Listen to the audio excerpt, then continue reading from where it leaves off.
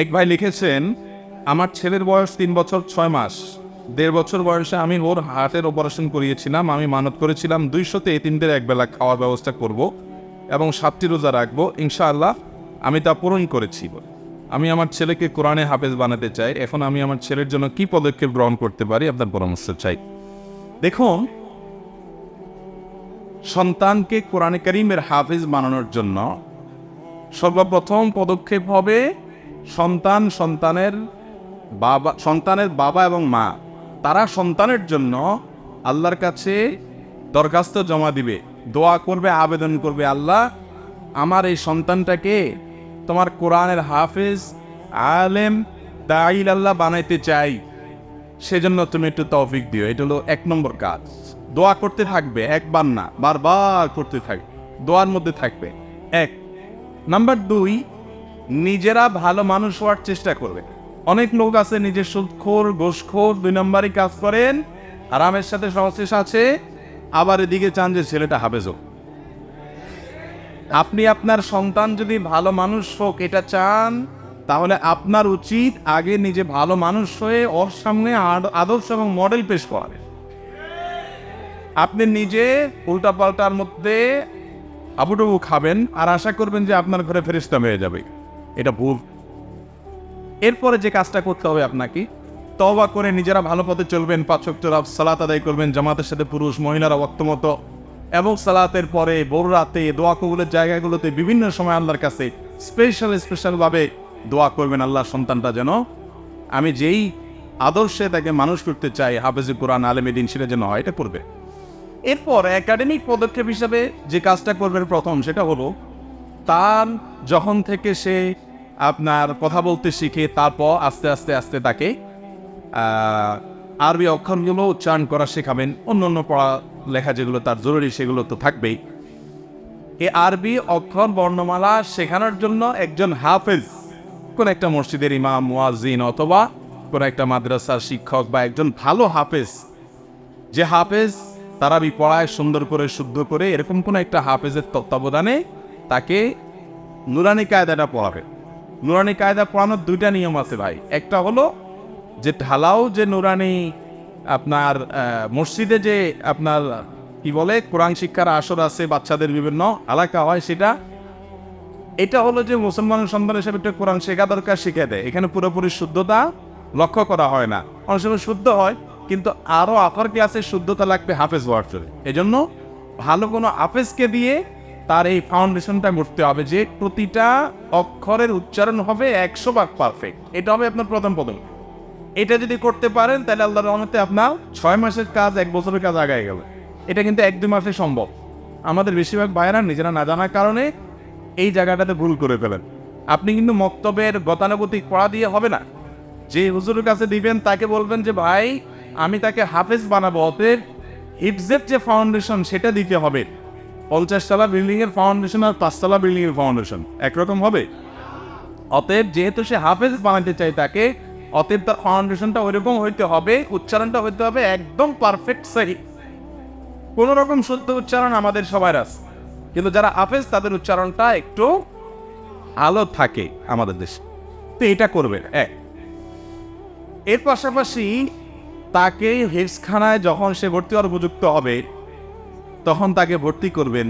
সম্ভব হলে বাসার আশেপাশে এমন কোনো হিফজখানা রাখবেন যেখানে আপনি সারাক্ষণ তত্ত্বাবধান করতে পারেন। যদি আসা যাওয়া করে পড়তে পারে খুবই ভালো। আবাসিক থাকা অনেক ফজিলত আছে, উপকার আছে, কিন্তু বাসায় যদি ভালো পরিবেশ দিতে পারেন তাহলে আসা যাওয়াও করতে পারে। আবাসিক দিলে এমন পরিবেশ যেন হয় যেখানে বাচ্চার কোনো কষ্ট না হয়। তার কষ্ট না হয় বলতে এরকম কোনো কষ্ট না হয় যে কষ্টের কারণে সে ভেতরে কোরআনের প্রতি বিদ্বেষী হয়ে ওঠে বা বিতৃষ্ণ হয়ে ওঠে।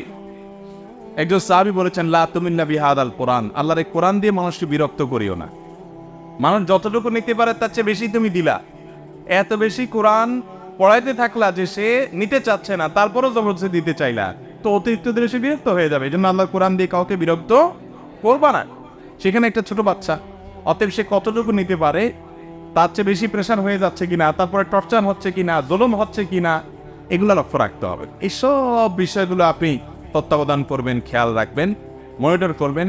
2 থেকে 3 জন আলেম ভিন্ন ভিন্ন, তাদের সাথে পরামর্শ করবেন কোনটায় দিলে ভালো হয়, কোনটায় মারামারি অতিরিক্ত টর্চার নাই, এবং ঢালাও বিছানা এক মশারিতে শোয়া সহ যে ঝামেলাগুলো আছে সেগুলো যেন না হয়, সব দিক থেকে চৌকান্না হয়ে দিবে। এরপরে কিছুদিন পর পর একজন উস্তাদের মাথা হাতে মনিটরিং করাবেন, ফলো আপ করাবেন যে কদ্দূর আগাচ্ছে বা পিছাচ্ছে। মাদ্রাসার আমলি পরিবেশটা দেখবেন যে ছাত্রদের ভিতরে আমল আছে কিনা, আখলাক আছে কিনা, ভালো কিনা। এই ছেলে মাদ্রাসা ভর্তি হওয়ার পর থেকে তার চরিত্র, তার ব্যবহার, তার আচরণ, তার আমলের প্রতি আগ্রহ বাড়ছে না জায়গা দাঁড়ায় আছে না কমছে, এগুলো সব মনিটর করবেন। আমরা অনেকে আছি যে মাদ্রাসা ভর্তি করে দিছি, একটা পাঞ্জাবি একটা টুপি পরায় দিছি আর কোরআন আর রেহাল ধরা দিছি, তকরালা দিয়ে দিছি। এখন কি ছেলে হাফেজ হচ্ছে না হাফেজ হইতে গিয়ে আরো নষ্ট হয়ে যাচ্ছে, সেটা আমরা আর খোঁজ খবর নিচ্ছি। খুব তীক্ষ্ণভাবে মনিটর করতে হবে। আর যে প্রথম যেটা বলছি দোয়া, ওইটা পুরা কন্টিনিউয়াসলি চালাইতে থাকতে হবে। আর একটা কাজ করবেন, ওলামা এবং তোলাবাদের মহব্বত করবেন। আমার একটা অভিজ্ঞতা, আলেম বিদ্বেষী মানুষদের ঘরে আলেম বা হাফিজ তৈরি হয় না। আমি বহু মানুষ দেখেছি নামাজি মানুষ দাঁড়িয়ে আছে দিনদার, কিন্তু হুজুরদের পিছে লাগার একটা বদল বাসা, হুজুরদের খোঁচাখুচি, হুজুররা ফেরেশতা না, হুজুররা দুধেরও দোয়া না যে তাদের পিছে লাগা যাবেন। ভুল করলে অবশ্যই যে কারণ লাগা দরকার যতটুকুটা লাগবে, কিন্তু কিছু মানুষের নেচারই হলো কি যে হুজুর দেখলে একটু খোঁচা দিতে মনে হয়। আবার এই মানুষগুলো আমি দেখেছি তাদের সন্তানদেরকে, আমি অনেককে ব্যক্তিগতভাবে চিনি, অনেক চেষ্টা করছে, মাদ্রাসা ভর্তি করাইছে, এখানে গেছে ওখানে গেছে, মাদ্রাসা পড়াইছে, মাগা মানুষ হয় নাই। আর এর বিপরীতে আলেম এবং তালেম আলেমদের প্রতি ভালোবাসা থাকবে, স্নেহ থাকবে, মমতা থাকবে। আল্লাহ তাআলা সাধারণত এই ঘরে যদি অন্যান্য শর্তগুলো ঠিকঠাক মতো পূরণ করে হাফেজ আলেম তৈরি করে দেন, আলহামদুলিল্লাহ। অতএব আমাদের ভালোবাসবেন, তালেম আলেমদের ভালোবাসবেন। আল্লাহ আমাদেরকে তৌফিক দান। ভাইয়েরা আমার, আমি একটা কথা সবসময় বলি, এই যুগে কোটি কোটি টাকার মালিক হওয়া, এটা যে আমার মতো গরিব সে বুঝবে যে এটা গুরুত্ব কত বেশি। যারা আপনারা পয়সা হারাতে আপনি জবে বড়, আপনারা এটা বুঝবেন না। যারা গরিব মানুষ আছেন তারা জানেন যে কোটি কোটি টাকার মালিক হওয়া এটা কত বড় একটা ব্যাপার, কত বড় একটা টার্গেট, তাই না? বিশ্বাস করেন, আমার ক্ষুদ্র দৃষ্টিভঙ্গি হলো এই কোটি কোটি টাকা, মিলিয়ন মিলিয়ন, বিলিয়ন বিলিয়ন টাকার মালিক হওয়া যত কঠিন, এর চাইতে বেশি কঠিন এই যুগে সন্তানকে মানুষের মতো মানুষের গড়ে। চতুর্দিকে বাঘের থাবা, শিক্ষা প্রতিষ্ঠানে দিবেন, ওখানে শত শত বাঘ। রাস্তায় পাঠাবেন, সেখানেও বাঘ। মার্কেটে পাঠাবেন, সেখানেও বাঘ। যেই বন্ধু বান্ধবদের কাছে দিবেন একটু রিল্যাক্সের জন্য, ওখান থেকেও বাঘের থাবা মুখে এসে পড়বে। এতগুলো থাবা থেকে মুক্ত করে সন্তানকে মানুষ বানাবেন, আল্লাহর কসম এর চেয়ে কঠিন কাজ এই যুগে আরেকটা না। আপনি নিজে ভালো হওয়া যত কঠিন, আপনার সন্তান ভালো হওয়া তার চেয়ে বেশি কঠিন। আপনি নিজেরটা নিজে মিলেন, আমরা বেশিরভাগ মানুষ নাই। আপনি আপনার বাবার প্রতি যতটা শ্রদ্ধাশীল, আপনার সন্তান কি আপনার প্রতি এতটা শ্রদ্ধাশীল? আপনি আপনার মাকে যতটা শ্রদ্ধা করেছেন, এখনো করেন, আপনার সন্তান কি তার মাকে এরকম করে?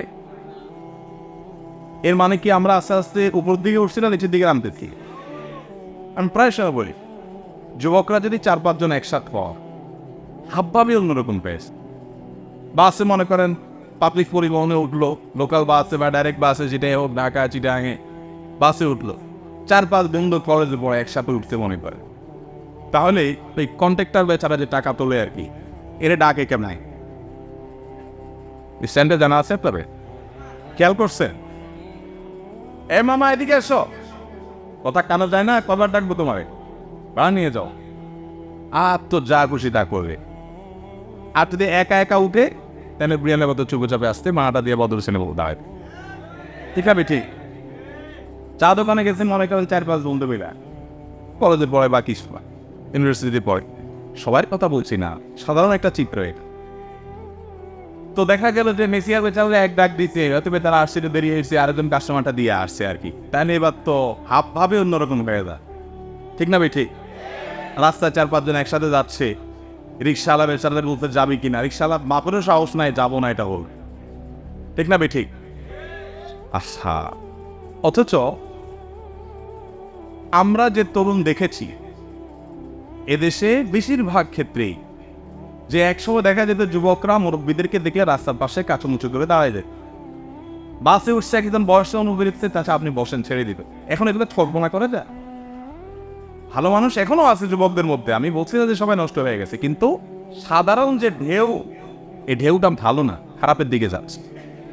এই খাবার থেকে বাঁচার জন্য আমাদের সবচেয়ে বেশি এফোর্ট করা উচিত। আমরা এখন কি করি ভাই, সব বাবা মা নিজে একটা টাকার মেশিন, বাবা মা নিজে, আর ছেলে ধরেন তার ঘরে 2টা হয়েছে, মেয়ে 2টা হয়েছে, এগুলোরা বানাইতি কিভাবে টাকার মেশিন বানায়। ধরেন একটা ভালো স্কুলে চান্স পাওয়ার জন্য অনেক অস্থির, কেন? কারণ ভালো স্কুলে চান্স পাইলে ভালো কলেজে যেতে পারবে, ভালো কলেজে পাইলে ভালো ইউনিভার্সিটি যেতে পারবে, এরপরে বিদেশে পাঠাবে। এই সব কিছুর মূল উদ্দেশ্য কি? দিন শেষে কেরিয়ার গড়বে, একটা ভালো অবস্থানে যাবে এবং অনেক টাকা পয়সা কামাবে। অর্থাৎ আমি নিজে টাকার মেশিন, আমার ঘরে আরো 4-5টা মেশিন তৈরি, ঠিক না? ঠিক।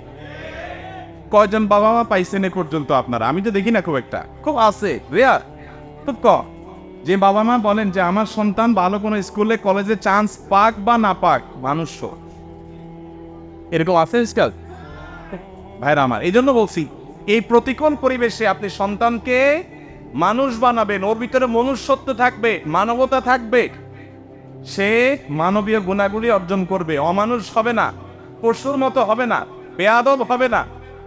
এটা খুব কঠিন একটা কাজ ভাই, অনেক কঠিন একটা কাজ। আমরা আমাদের সবচেয়ে দামি সম্পদটাকে সবচেয়ে বেশি নষ্ট করি। আপনাদের সবচেয়ে দামি সম্পদ হলো আমাদের সন্তানরা। এর চেয়ে দামি সম্পদ আর আপনার ব্যবসা বাণিজ্য, দোকান পাট, চাকরি বাকরি, ইনকাম, উপার্জন, হালাল হারাম বাদ বিচার করেন না করেন, এই সব কার জন্য করেন? সন্তানদের জন্য করেন। নিজের জন্য কেউ এতটা করেন? এসব কার জন্য করেন? হলো তো ফ্যামিলির জন্য করেন। তো যাদের জন্য করছেন তাদেরকে কিছু পয়সা করে দিয়ে যাচ্ছে, কিন্তু আসল জিনিসটা দিচ্ছেন, মানুষ বানাচ্ছেন। রিকশাওয়ালাদের সাথে ব্যবহার কি করে, অশিক্ষিত মানুষ, চাচা বাপের বয়সে মানুষ শিক্ষা, তার সাথে কি ব্যবহার করে, চরিত্র কমলে কি করে। তো এই চিত্রগুলো আমাদের সমাজে আগে এতটা ভয়াবহ ছিল না, এখন যতটা ভয়াবহ আকার। এই জন্য সন্তানদেরকে সময় দিতে হয়। অনেক বাপ আছে মোবাইলে কথা বলতে বলতে বাসায় ঢুকে, আবার যাওয়ার সময় কথা বলতে বলতে যাচ্ছে, ঠিক না? ঠিক। বাসায় ঢুকিয়ে উনি মোবাইলে মেসেজ আসছে, হোয়াটসঅ্যাপে এটা আসছে, ওইটা আসছে, এই ব্যবসা ওইটা, উনি এটা নিয়ে বিজি। বাচ্চারা আসছে বলে দূরে যাও, এদেরকে ধরে রাখতে পারো না, আমি ঝামেলার মধ্যে আছি। আফসোস, এই সন্তানদের হাতেই হয় বেইজ্জত হয়, আর না হলে শিক্ষা পায়, তখন চোখের পানি ফেলে আর কোনো। এবার এসে বলে হুজুর এটা তাবিজ দেন। আপনি বেল গাছ লাগায় তাল পাবেন তো? ঠিক। আল্লাহ আমাদের সন্তানদেরকে মানুষের মতো মানুষ হিসেবে গড়ে তোলা। সন্তানদেরকে সময় দিবেন, তাদের সাথে কথা বলবেন, গল্প করবেন, ওদেরকে ফিল করার চেষ্টা করবেন সে কি ভালোর দিকে যাচ্ছে না খারাপের দিকে যাচ্ছে, তার হাব ভাব কোন দিকে, গভীরভাবে মনিটর করবেন। কোন ছেলের সাথে চলছে, কোনটার সাথে উঠা বসা আছে, তার মোড়ের ভিতরে পরিবর্তন কি ইতিবাচক না নেতিবাচক, গভীরভাবে দেখবেন এবং সময় দিবেন। আর আল্লাহর রাস্তে বাসায় ঢুকে আর ব্যবসা বাণিজ্য করবেন। আপনারা তো ব্যবসায়ী মানুষ বেশিরভাগ, বাসায় ঢুকে আর ব্যবসা বাণিজ্য করবেন না ভাই। এত টাকা দিয়ে কি করবেন রে ভাই? মোবাইল স্টপ করে তারপরে বাসায় ঢুকবেন। এবার ফ্যামিলির টাইম, কোনো দোকানদারি আর ব্যবসা বাণিজ্য নয়, সব বললে যায় যাক আমার আসলগুলো ঠিকঠাক। কত সন্তান নষ্ট হয়ে যাচ্ছে। আল্লাহ আমাদের তৌফিক দান। অনেক বেশি কথা বলে ফেললাম, ভুল কিছু বললে আমাকে মাফ করে দিবেন আপনারা। বাকি এটা সঠিক কথা এবং এটা সত্য কথা যে আমাদের সন্তানগুলো যেভাবে যে ট্র্যাকে থাকা উচিত সেটাতে আজকাল আল্লাহ আমাদের সবাইকে তৌফিক দান করেন। যারা অবিবাহিত ভাই আছেন চিন্তা করছে পুরো সময়টাই বরবাদ। না ভাই, বরবাদ না, আপনাদের সময় আসবে।